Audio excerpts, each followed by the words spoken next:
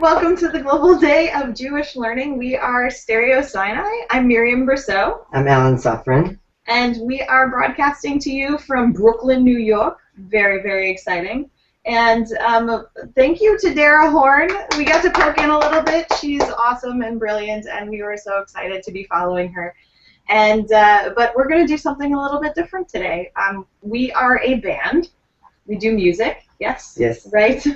So Alan and I are Stereo Sinai, and we do a brand of music that we like to call Bubblegum Pop.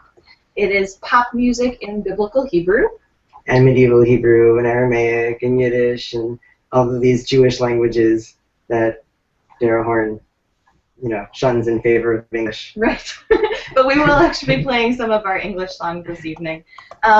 We were hoping to be able to perform live, but apparently we would destroy Earth and all of it. All at least Google, which is more or less the same thing anyway. So instead of doing a live performance, which hopefully you'll be able to catch us one of these days, we'll be performing at Limud UK this December, which we're really excited about. But in lieu of a live performance this evening, we will be playing some of our music videos, which are pretty awesome, if we do say so ourselves, and talking a little bit about them, about the inspiration behind the songs, about the imagery, and the people that helped make all of these things happen. And it should be a good time. And being that this year's theme is all about creating together and collaboration, I imagine you'll hear that come up more than once as we go through this little experiment together. Yeah. So, you want to talk about questions and interactions? Indeed. Question, interact. That's what Jewish life is all about. So if you have questions for us in the midst of all of this exciting learningness, then feel free to tweet them on Twitter to the hashtag 24x24. Or you can add them to, if you're in our Facebook event, you can add questions there, or shout them into the ether and no one will hear. And but it'll be a good time, and we'll be happy to address as many questions as we can get to in the course of this fun time. So without further ado, you want to say a little bit about who Stereo Sinai is and why we're here? All right.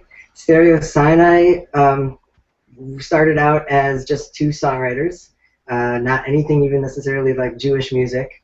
Miriam was in the sort of punk scene. I'm a folk singer-songwriter and folk blues singer-songwriter. And we met, we moved into our place in Chicago, and we lived there for many years before we came here to Brooklyn. And when we first moved in, our rabbi at the time was extremely welcoming to us, not only him, but his entire family. And they were about to have their fourth child at the time, and we decided we wanted to get them something in return for their kindness, and also in honor of the birth of their baby, but realizing that they had had 3 children prior, didn't think that they needed another plastic toy or something like that. So instead, what we did was we wrote them a lullaby. When the baby was born, we found out that the baby's name was Gideon, and we thought, wouldn't it be neat to write them a lullaby using lyrics, words actually taken from the story of the biblical prophet Gideon in the book of Judges.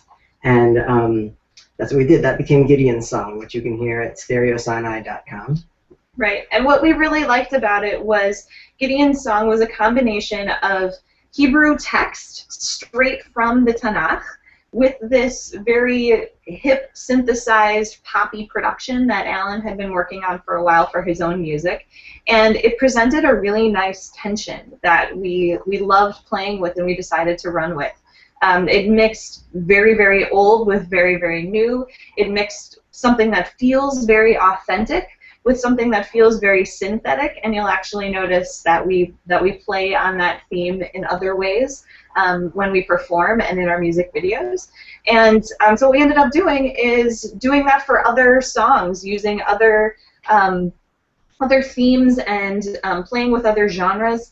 And so this first video that we're going to be playing for you is actually a combination of all kinds of things. It's the very, very old plus the recent American history, plus some really new kind of effects and beats and all kinds of fun things. But I'll let Alan take it away on this one because this is his baby, besides the 4-month-old sleeping 2 doors down. Yeah, so we'll start off with this video called "The Revelation Will Not Be Televised." It also happens to be the title track on our latest album, and it's one of our English tunes, but like Miriam said, it mixes in some of the very, very old. We have some biblical lyrics in it. If you listen closely, you'll hear the priestly blessing, which is taken from the book of Deuteronomy. And the thing about that's the lyrics, the Hebrew lyrics. We also the song, the lyrics to the English lyrics of the song are also a play on the poem, the famous poem by Gil Scott-Heron, which I'll play for you in just a moment. But I wanted to mention one more thing about the song is there's a nigun that starts. Something else about speaking about history. This was a nigun that my grandfather, who Allah Shalom, who was a Kohen, used to sing when he would do the priestly blessing, and so we incorporated that into the song as well. So I'm going to play you just so you have an idea, if you're not already familiar with "The Revolution Will Not Be Televised" by Gil Scott-Heron. I'm going to play you just a little bit of that so you get sort of a feel for it, and then you'll get to hear you have to actually see the video that we created, and we'll talk a little bit about the video as well. But here's Gil Scott-Heron.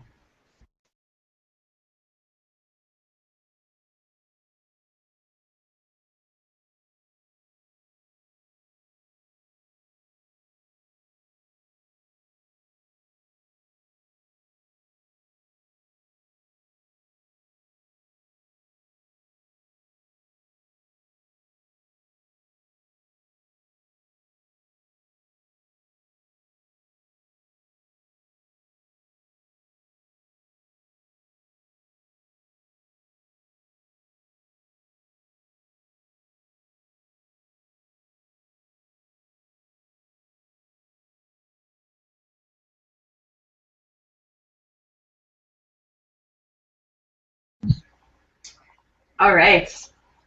So I really encourage you to listen to the whole thing. It's a really influential and exciting and interesting piece of American cultural history, and there is so much more to say about Black-Jewish relations in the United States, about the African American community and the Jewish community, and the cross-cultural cross-pollination that happens, and the way that we've borrowed from one another and the stories that we share with one another.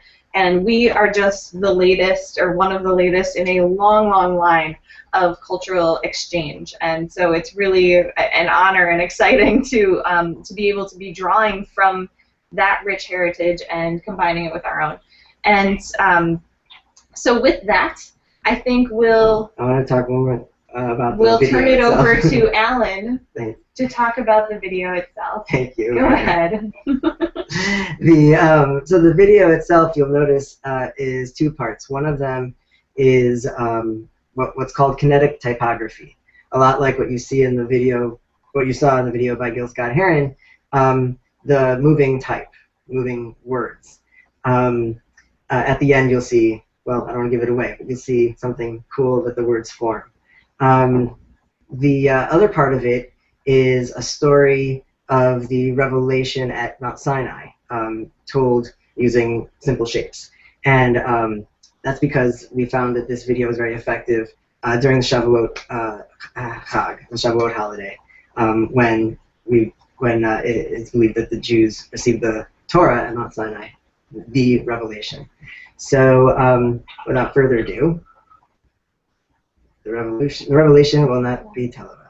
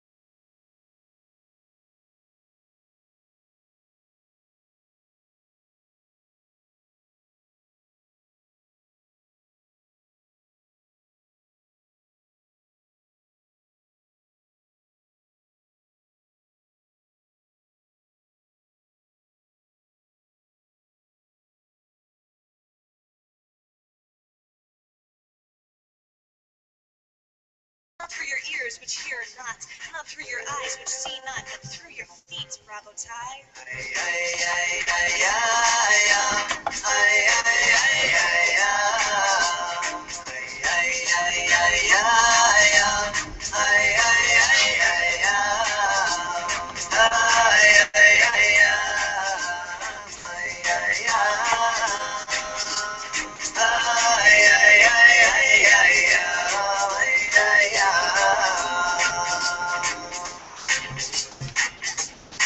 The revelation will not be televised, or name something else in vain.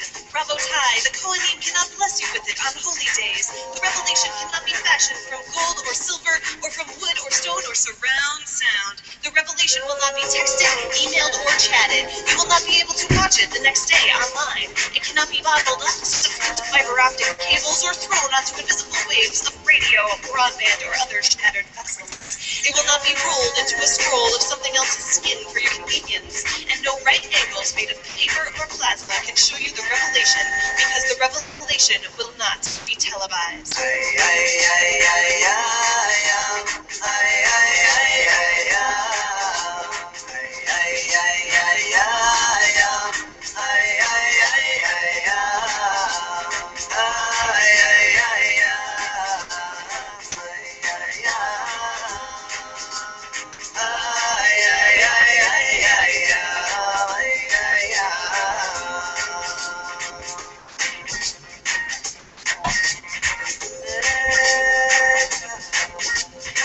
Be separate from the revelation in any way. You will not be able to skip out, forget, or turn off. The revelation cannot be uploaded, downloaded, front-loaded, or unloaded. You will not be able to lose yourself between your... Alright, so it sounds like we are going to have to pause to deal with a couple of technical issues, but not a problem. I hope that you'll go back and watch the entire video at some point, because it has a marvelous surprise ending that you didn't get to see here today. And the aforementioned 4-month-old has also awoken from his deep slumber, so I'm going to take it from here for a little bit. So the revelation will not be televised is a little bit of an unusual song for our Stereo Sinai to have done. Typically, we do actually sing our songs. We don't use the sort of hip-hoppy and rap style to do the majority of our songs, and we do sing primarily in Hebrew. So it was a huge departure for us. But Alan actually put together this entire video. He animated the whole thing. He figured out the kinetic typography. He did the story, which is actually based on the movement of all of these shapes toward this larger area and coming together and getting ready to receive the Torah. And we are not, the irony is not lost on us that the first video that we showed in this Google Hangout was entitled "The Revelation Will Not Be Televised," because apparently the revelation will instead be live streamed. So that's all kinds of excitingness. So I do encourage you to go check out the Gil Scott-Heron video and also watch the entire Revelation video. I promise that it will be worth your while.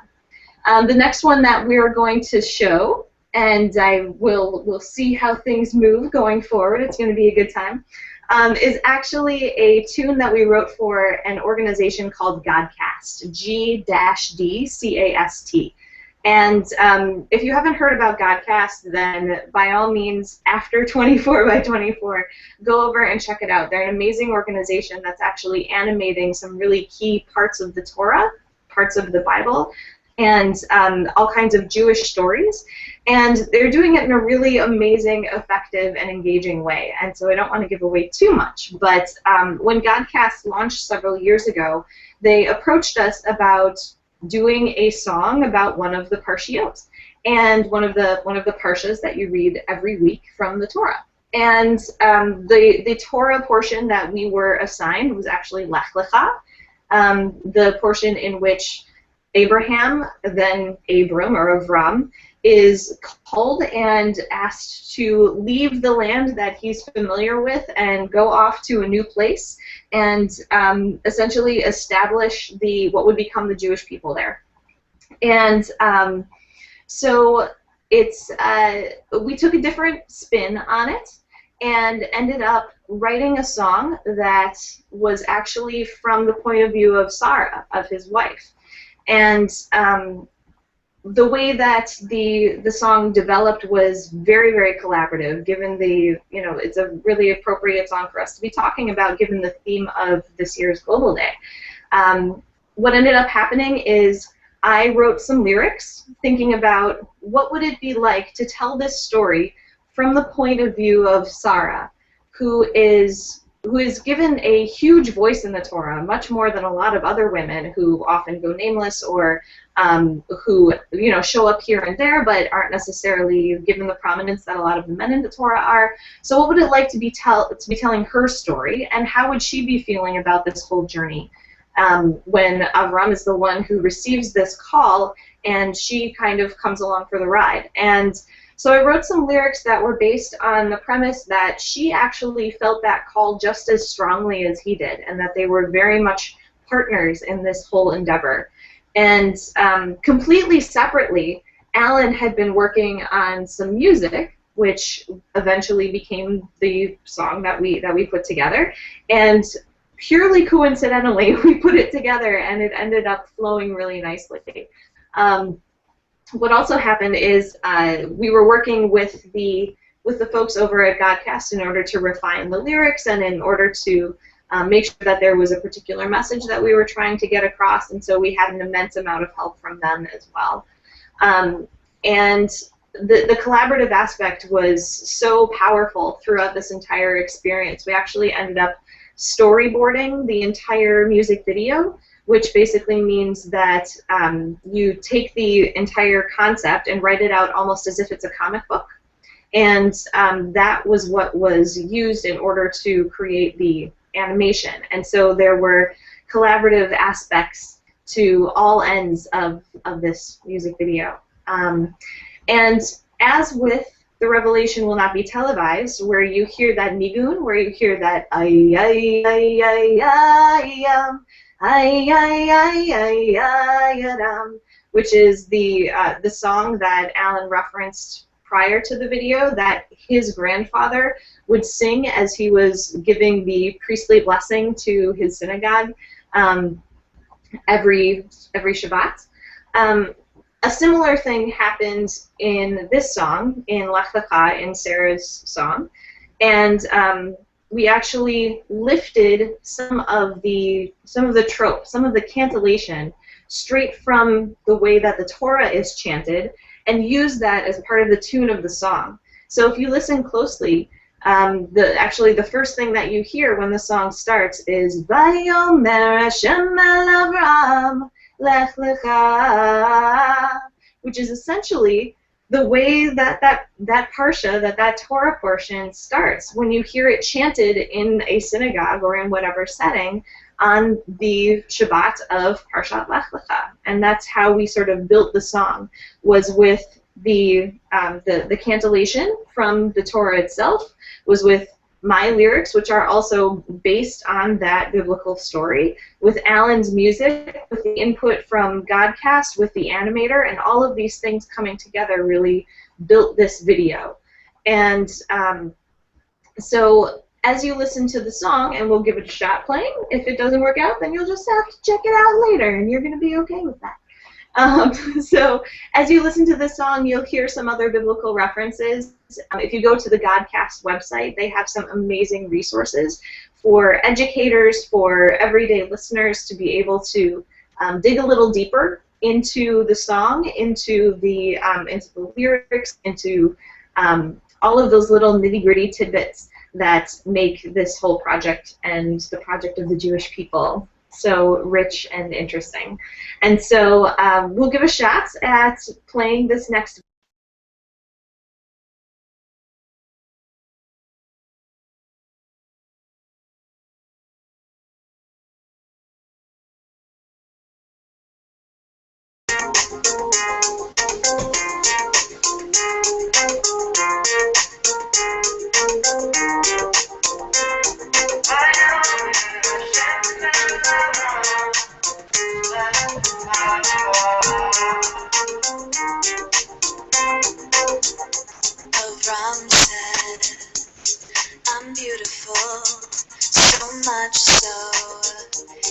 hides me away, but now I'm growing old, and it's time to go. Should I laugh or should I pray? But this land that will be ours, where suns are just like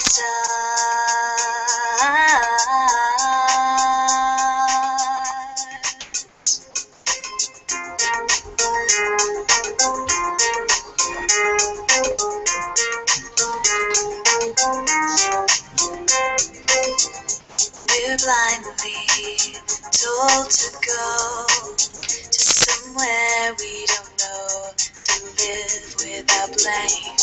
There's a promise we made that will never fade, revealed in our new names. So it's time for us to leave with souls who now believe.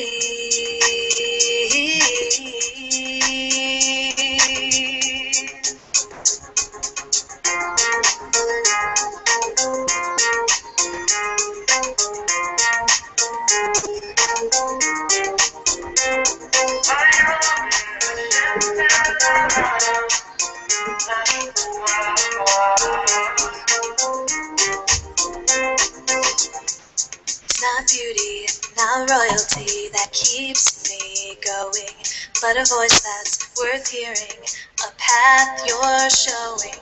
It's not just a land that we're walking to, but the journey itself is where we prove ourselves to you. So it's time for us to leave and live what we believe.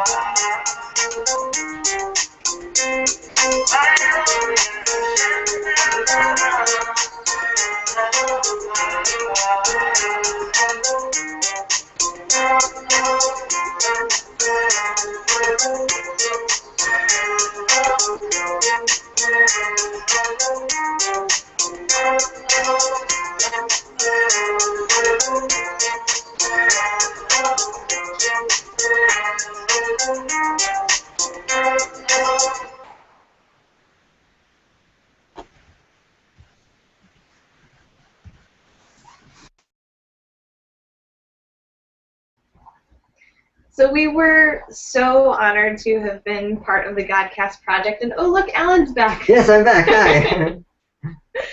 And it was amazing to be able to tell that story from Sarah's point of view and to work with the amazing team over there. So I hope you'll check out godcast.com and see what else they've been up to. They've really grown and flourished and done some amazing things since then.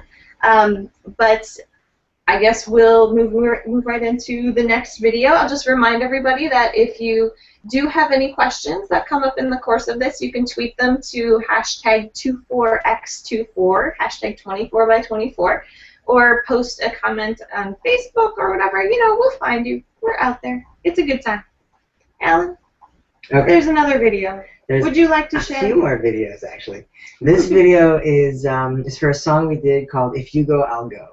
And it's a commission that we did for the Jewish Education Project. It's a Jewish education organization here in New York City. And we did it for them because we are, not only do we consider ourselves to be Jewish educators, but we are also very fond of Jewish educators and Jewish education in general. And so this song is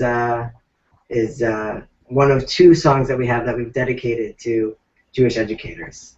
And the next one is also a video that you'll see next. But the lyrics are taken from the story of Devorah and Barak in the Tanakh, where So Deborah is one of the Deborah is one of the judges of Israel, and her reign over Israel is considered to be one of the golden ages. and but it still means that every once in a while you have to go to war. And so this line is actually taken from a story of her encounter with a particular general, with Barak. And what happened? She says to him, he says to her, "Im telchi imi v'halachti." Basically, if you go, then I'll go. That's what the song is called. If you go, I'll go. So this general is approaching the leader of the Jewish people and figuring out whether it's possible, whether it's the right thing to go to war with this other nation. And he gives this conditional kind of deal to Devorah and says, if you go, I'll go. I'm only going to go to war. I'm only going to take on this challenge if you'll be able to take it on with me. And ultimately, she does. She accepts. And this story is it's a really interesting one to dig into. But I think what I think is kind of interesting about this one is to compare Barak's issues, compare Barak's statement with that of Ruth's to Naomi's in the book of Ruth, which we read on Sukkot, right? Shavuot. On Shavuot. Just kidding. See, I'm learning too globally.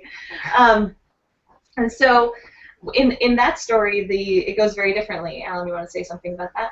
Well, sure. That one is the point of what Ruth is saying to Naomi is that it's not conditional. What she says is, no matter what, unconditionally, where you go, I will go. And your people will be my people. Your people will be my people. Your God will be my God. And she offers this without a whole lot of prompting.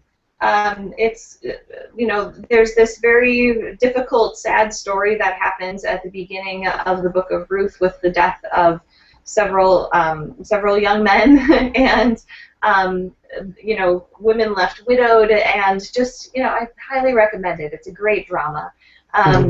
But what comes out of it is this maybe unlikely but really beautiful friendship between these two women, between Ruth and Naomi. And Ruth takes on everything about Jewish life, about Israelite life, and she does it saying your people will be my people. I will accept this upon myself fully. So I encourage you to think about sort of what are the implications of accepting something in that way versus saying, if you go, I'll go, and only feeling like you can overcome a particular challenge if another person is going to say yes first. Well, I'm gonna give it away actually. If you pay attention to the lyrics of "If you go, I'll go," I'm telling you that's why we wrote the song. How does this relate to Jewish education and Jewish educators specifically? I think that part of what we're trying to say with the song "If you go, I'll go" is Jewish educators have to be the example. We're a community. They have to be the ones to go, and that's how to actually go, to do, and to not just to convey knowledge on somebody else, but to actually go and do, and that is how one educates. Essentially, how the only way people learn is by example. Exactly. Agreed. And there's a couple of through experience. Absolutely. Yeah. And there's a couple of, just like with our other songs, there's a couple of times when we're referencing other biblical lyrics. For instance, at one point in this song in particular, we mentioned something about we're both made out of iron. And that's actually referencing a line in Psalms in the book of Tehillim, which says something along the lines of, as iron sharpens iron, so one person sharpens another. And it's a really kind of powerful and provocative image of what a relationship is, of what friendship is, of what being coworkers or professionals together is. This idea of being a metal and only being able to be sharpened by someone who is your equal, by someone who is as tough and as ready as you is kind of how I think about it. And it's a really powerful image that we put into the song as well. So I encourage you to listen for that. So maybe we'll try playing the video, and afterwards we'll talk a little bit about the imagery in there, which is maybe a bit unexpected for this kind of song. But we really had fun shooting it. Yeah.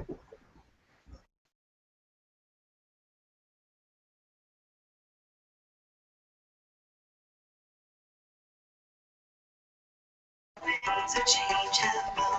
Starting over with my people now, the winds of change have blown.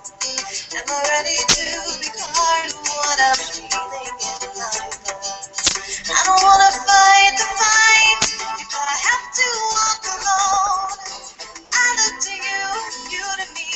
Let this truth be known. Imdalini, Behalati, Imdalini, Behalati, Imdalini, Behalati, Imdalini, Behalati. For the wrongs I may have done you, for these sins I do atone. 'Cause we need one another to reap the joy that has been sown. Let's go together now to a place that will be shown. 'Cause we're both made out of fire. We don't need any stone. Daldini, Behalati, Daldini, Behalati, Daldini. Behalati, Daldini, Behalati. Efes, Kiloti et Vartecha.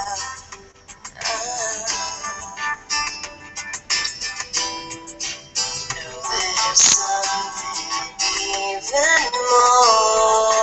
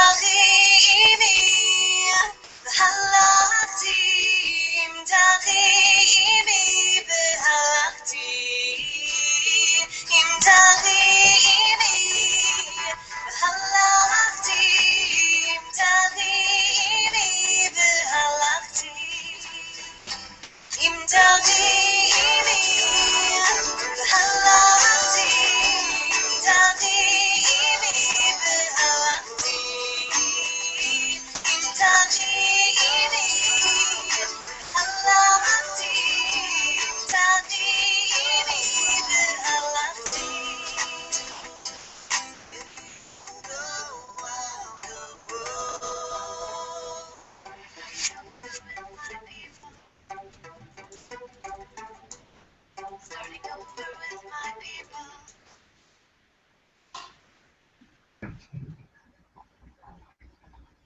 Okay. So I'll just put it out there that if anyone is having trouble either hearing or seeing the videos, that they've all been posted on the Global Day website, theglobalday.com/24x24/videos. And so you can check them out while we mention that we're playing them now, or you can check them out later, and we hope you do.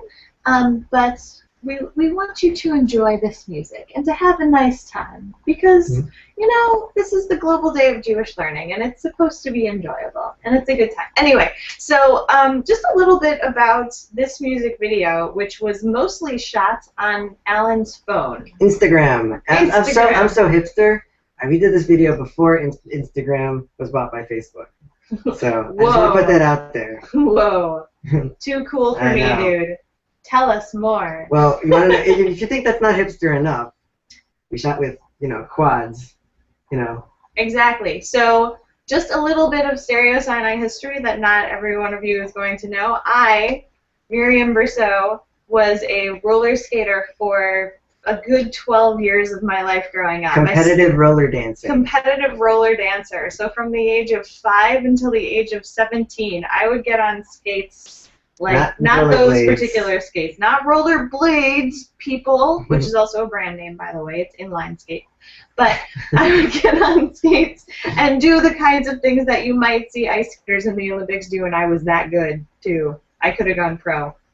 But There's no I professional decided. roller dancing. But there's no professional roller dancing, and I wasn't actually that good. But it was all kinds of fun. And anyway, so now I have lots of pairs of roller skates left over from that. And so shooting this video using quad roller skates, which is roller skates in a quadrant like that. We need to get off this and start talking about something Jewish. Anyway, Alan mostly shot this video. It's a series of photographs that were Instagrammed, Right. all hipster style. Instagram is a social network on which one shares photos. Okay. Yes, thank you. Yes. It was shot outdoors, obviously, in Crown Heights, Brooklyn, which is a very interesting neighborhood. We lived there for a couple years. And it's a very interesting neighborhood because it was shot on two sides of Crown Heights. It is a mix of Chabad Lubavitch Hasidim and mostly West Indian immigrants. So the Chabad Lubavitch is very Orthodox, very you may be familiar with the Chabad houses. They are probably of the Hasidic groups of these particular kinds of Jews who practice a very mystical, perhaps, or emotional kind of Judaism. They are the most out in the world and the most visible, I would say.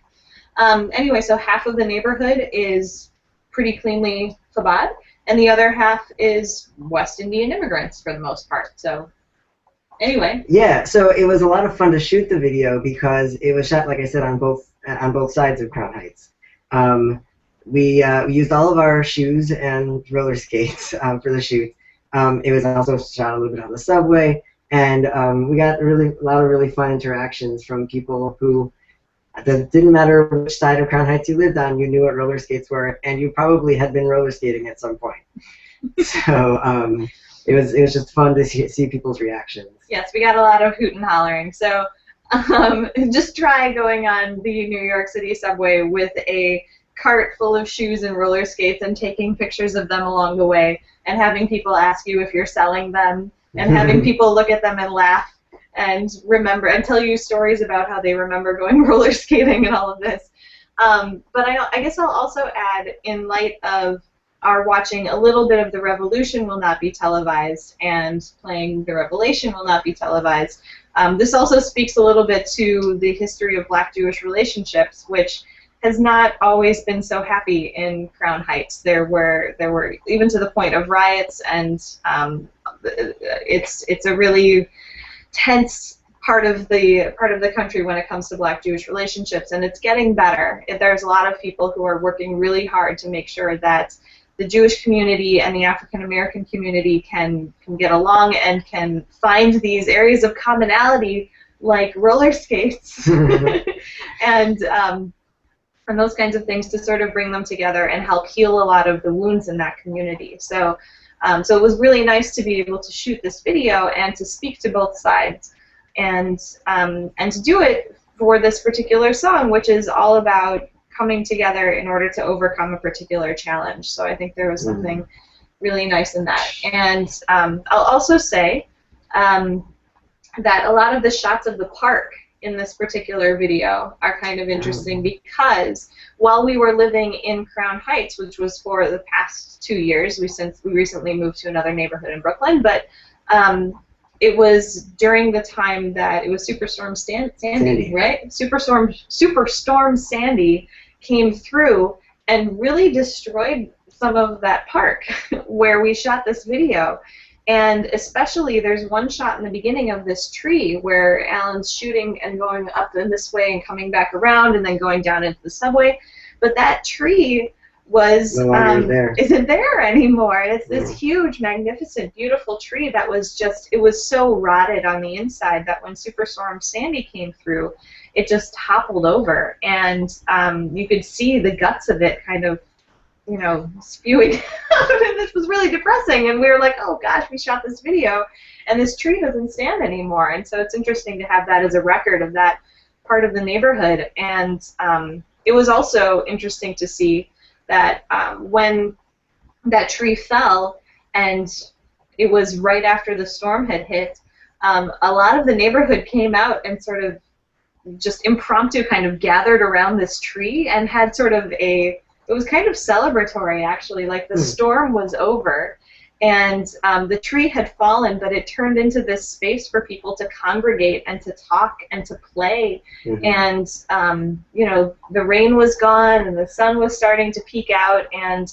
everyone sort of inadvertently came together to this spot around this tree that we had documented in this video, and started talking to one another and started sort of climbing over the remains of this tree. And for me, it was a really beautiful, powerful moment, and I'm really glad to have, you know, some footage of that particular tree that brought that community together, even for a little while. In a song called If You Go, I'll Go. In a song called If You Go, I'll Go. And now that tree has gone. It's gone. No. And then we left. Is that too far? That's too far. I'm taking it too far. Okay, anyway. So, moving right along. moving on. Anyway, so we're really excited to be able to share the next video. Right. I just want to clarify one thing. I said that we had 2 songs about Jewish education, and the next one would be the other one, but we're going to save that for last. This next one is not one about Jewish education. But it is about challenges and overcoming challenges. Okay. Yes. So the next song is a tune called David and Goliath. It was one of the first songs that we ever recorded. And actually the video is one that was put together, animated by Alan's little brother Stuart, who is probably kicking himself now because he's now in art school as an animator and is doing really, truly amazing things there, and probably looks back on this video and just... Which he did when he was 14 years old. And is probably deeply embarrassed by this. But we love it. Yeah, it's a great video. And we love the video. And so anyway, the video of David and Goliath and the song, we're selective readers of text, and we're very uncompromising and unapologetic about it. So just like the rabbis. Just like the rabbis, right? Of course we're just like the rabbis. Such humility, right? So when we decided to write a song about the battle of David and Goliath, we started reading the story, and it's a fascinating story.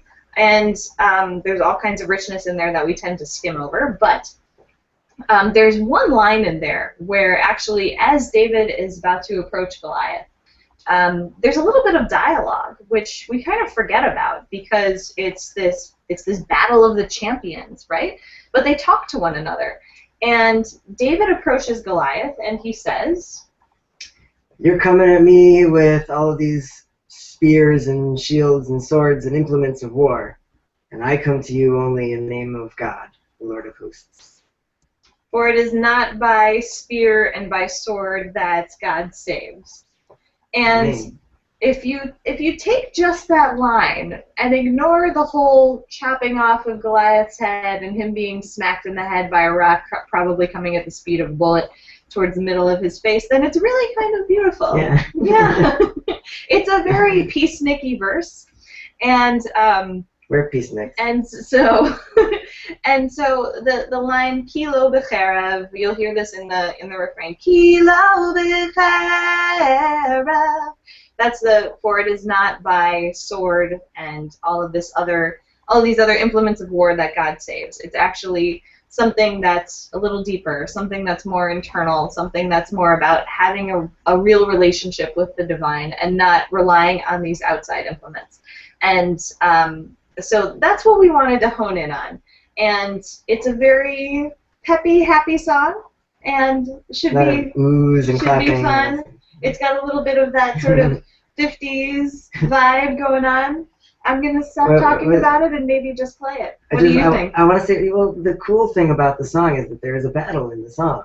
There is. It's true. We duke it out. Yeah, I play bass solo against her guitar solo, and one of us is David and one of us is Goliath. Right. We'll leave it to you to decide. I mean, Stu, the animator, did pick me as David. That's true. Because he likes you more. He likes me more. He had a lot of fun with it, with the animation. Pay attention to things like measurements. He's just as much of a Torah nerd as we are. So. Torah nerds! Yay! That's the next thing. Thank you.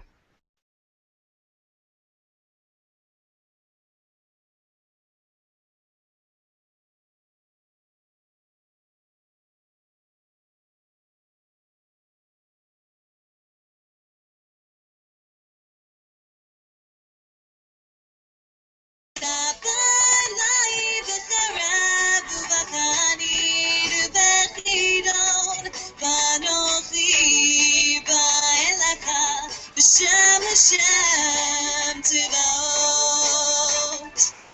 Kilo b'cherem uv'charit Yehoshia. Hashem Kilo b'cherem uv'charit Yehoshia. Hashem. אתה בא אליי בחרב ובחנית ובחידון ואנוכי בא אליך בשם השם תברך. אתה בא אליי בחרב ובחנית ובחידון ואנוכי בא אליך בשם השם תברך. Kilo b'cherem uv'charit Yehoshia. Hashem. Kilo b'cherem uv'charit Yehoshia. Hashem.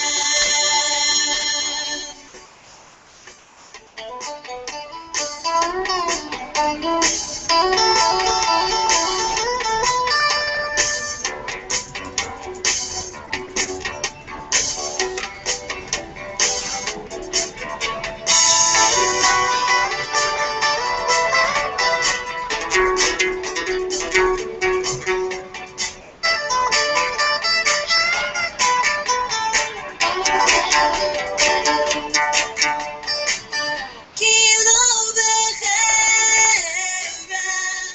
uv'charit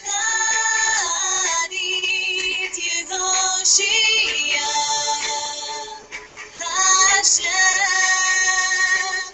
Kilo b'cherem uv'charit Yehoshia. Hashem. Kilo b'cherem uv'charit Yehoshia. Hashem.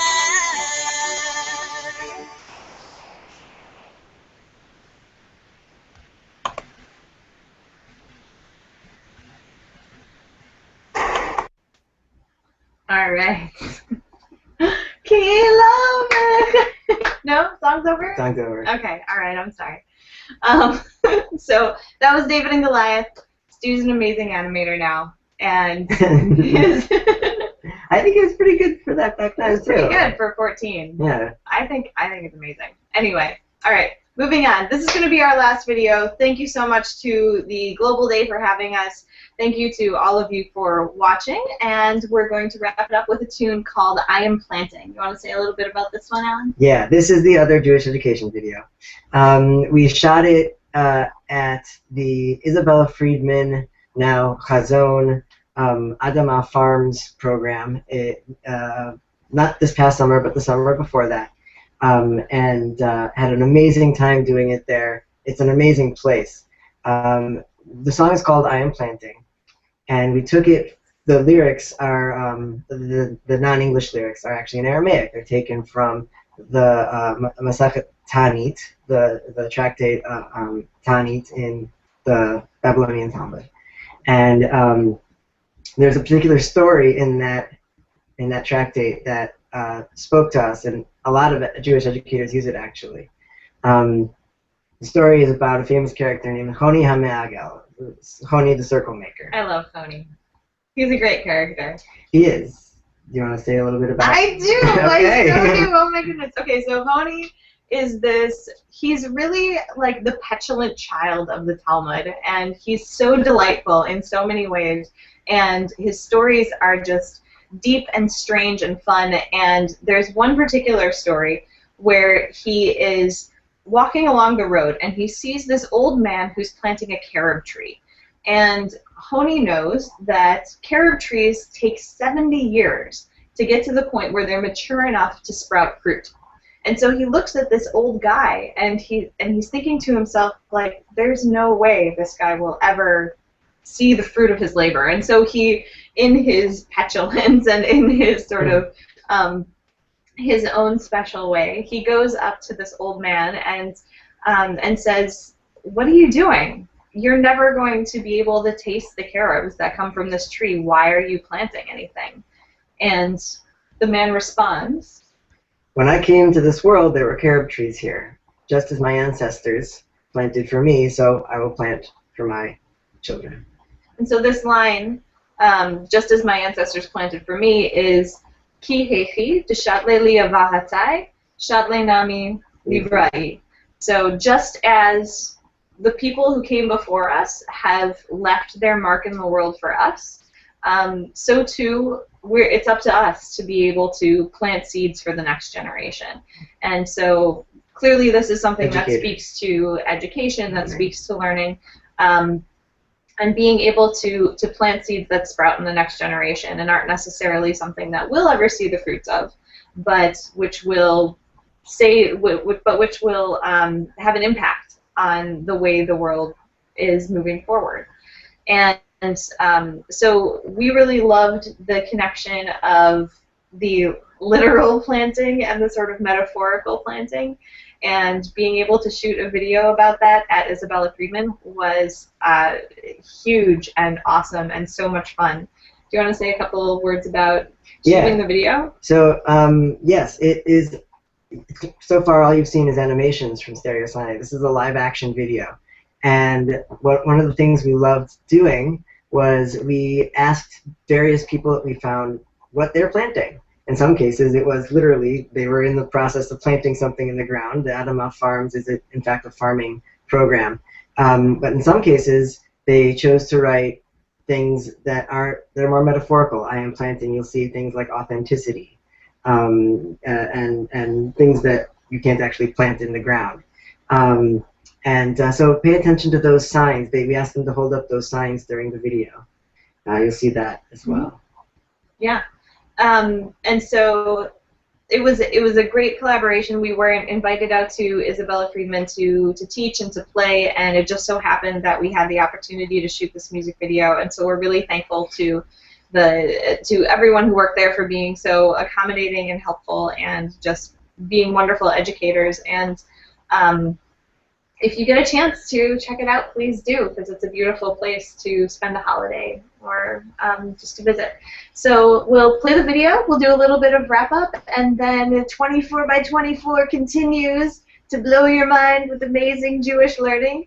Again, if you have any questions for us to take, then feel free to tweet them to #24x24 or post them on Facebook or wherever you like, and we'll be happy to take care of those at the end. Otherwise, we'll look forward to seeing you another time, but we'll watch the video and then we'll do wrap up. We'll see you in a few minutes.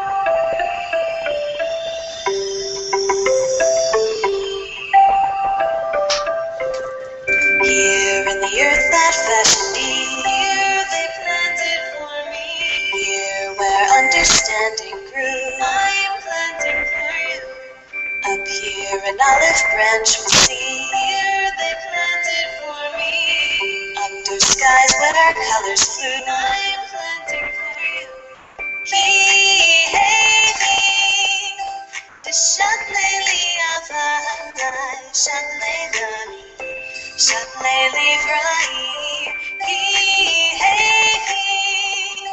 The Shanley Liabatai, Shanley Livrai.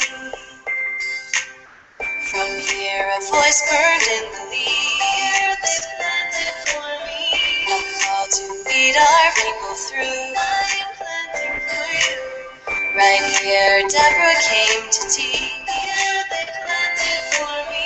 Beneath her tree we saw the truth. I am planting for you. He, hey, he.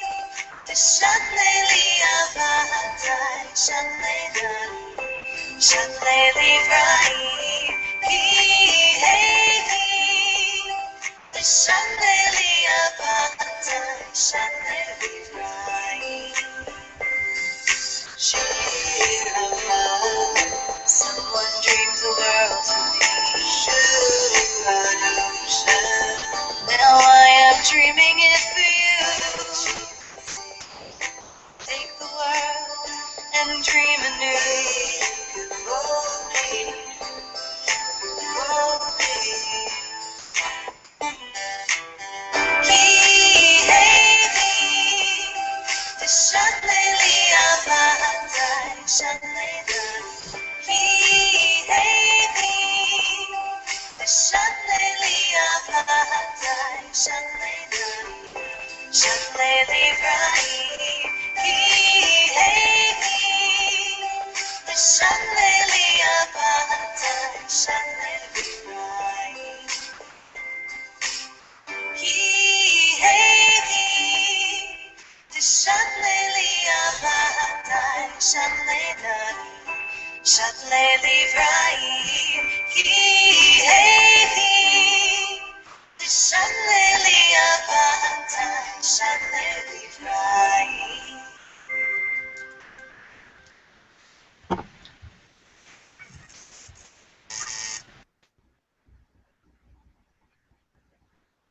All right. So thank you all so much for joining us. Did you have anything else to add? Yeah, just this has been a lot of fun. If you want to see the videos again, you can go to either the Global Day, theglobalday.com. Yeah. Theglobalday.com. You can go to stereosinai.com for videos and to buy music and to read lyrics and to book us and all kinds of cool stuff. So because this is the Global Day, I'll reference a global show that we have coming up. We're actually going to be performing at the Limoud Conference in just outside of London, England. That's happening over essentially New Year's, actually Christmas break for a lot of people. But Sylvester, as they would say in Israel. So we're going to be in London, and we're super pumped about that. And we're going to be performing and teaching, talking a little bit about things like Jewish demonology and some other pet causes of ours. And so pretty excited about that. So if you're going to be... demons. Save the demons, Sorry, exactly. We got to be done. It's 9 o'clock. So we're really, really excited about that. Check out stereosinai.com for some more music and all kinds of good stuff there. And what else can we say? I don't know. We're hugely Thank you very thankful. much. Yeah. Thank you to the Global Day for having us. Thank you to you all for watching and for listening. And we are always available in this ever-connected, always-on world. You can catch us on Twitter and Facebook and all those good places. And we would love to talk to you more about music and Jewish culture and music videos and all kinds of amazing things. And learning, and how Alan's beard is much longer than it was in the video, and how my hair is suddenly blonde and used to be purple in the video. Anyway, all kinds of things we didn't quite touch on. Anyway, thank you all so much, and we will catch you next time at the Global Day and on the interwebs, and enjoy the next 22 hours. Shavua Tov, everyone.